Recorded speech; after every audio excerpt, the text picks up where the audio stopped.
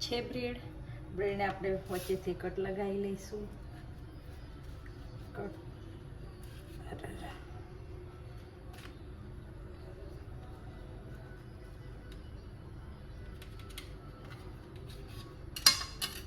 જો આ રીતે કટ થઈ જવી જોઈએ.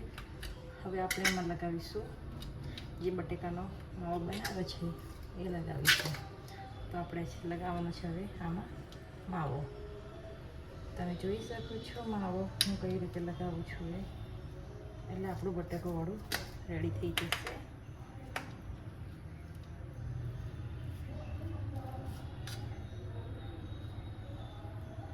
માવો વધારે હતો એટલે આપણે વાંધો નહીં.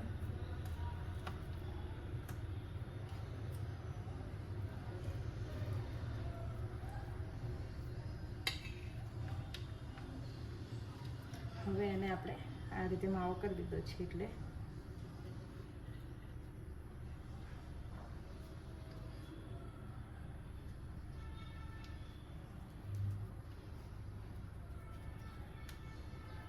તમે જોઈ શકો છો. જો આપણે આ માવો તૈયાર થઈ ગયો છે.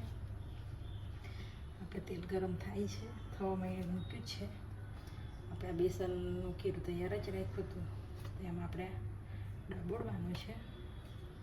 ખીરું ડબોળી તૈયાર કરી દઈએ એટલે આપણે